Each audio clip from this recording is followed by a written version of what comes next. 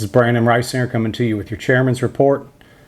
We had some changes to the way that the short work week is calculated. They were having a lot of issues where it was getting missed. We were having to go back and get it fixed later because people weren't getting their short work week correct the first time. That's due to the new language in the contract where short work week is kind of calculated daily, because any hours that you work overtime or refuse overtime at any other point in the week don't get calculated towards that day. In order to rectify that, they came up with a new system for the plant to report short work week hours. And due to that, the good news is they're capturing more of it now, so we're going to have less issues. The bad news is it makes it harder to read on your check.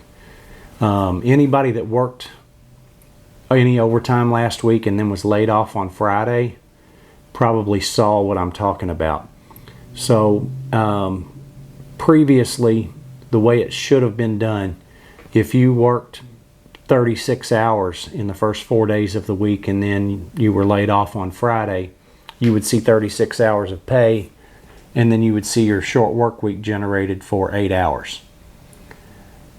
Again, that wasn't captured automatically by the system. They were having to manually input it, and they were having too many misses on that. So now they're basically sending a report for everybody that was laid off on Friday showing that you were laid off 8 hours.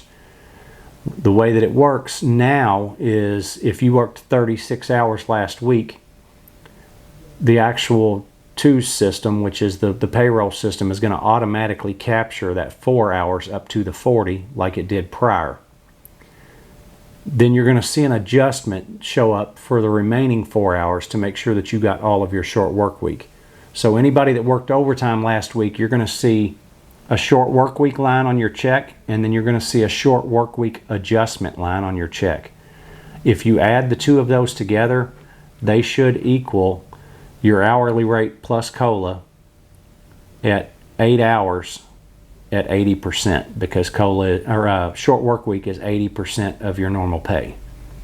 So again, if you take the short work week line and you take the short work week adjustment line and add those together, they should equal your 8 hours of short work week.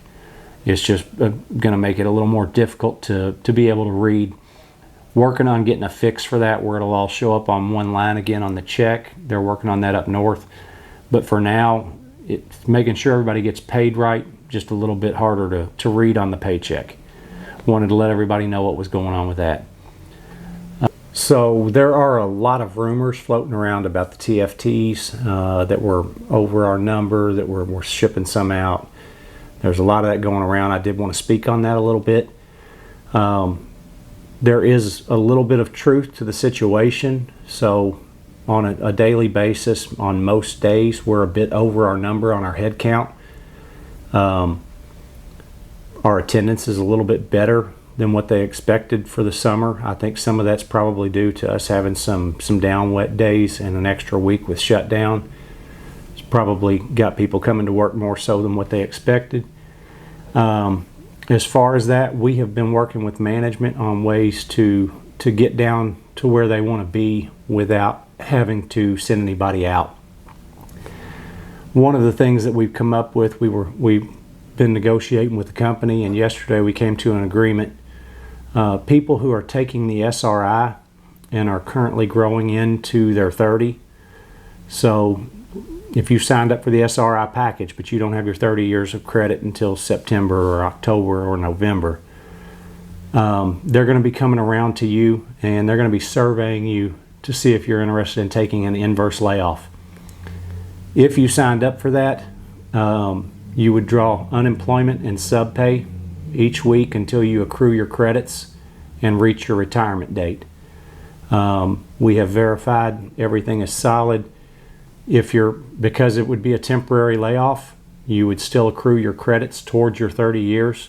So once you reach your retirement date, you would leave with your full 30 years of service. All of your benefits would be intact and would be full. There really isn't much downside to this.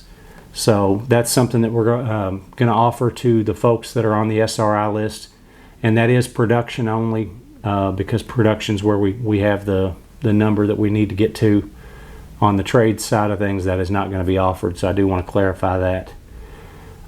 If we don't get enough takers on the inverse layoff, we do have some other things that we're working on and having discussions on as well, but we want to wait and make sure that we get this offer to everybody before we do anything else. Our goal is to keep every TFT here with us in the building. As far as our schedule, we're probably looking at being on this 8.5 to 9.5 hour range for at least the next few weeks. We're making up for the 3 shifts that we lost due to the parts plant issues, and our order bank's a little healthier than what we were expecting for the new quarter as well. So the 8.5 to 9.5, I think we'll probably hang around at least through the middle of August. We'll have to see going forward from there. The next union meeting is at LAP, and that is going to be on Tuesday, August 20th. Again, Tuesday, August 20th, and I'm emphasizing that because it is not the second Tuesday of the month. That was actually moved because the standing committee conference is falling during that second week.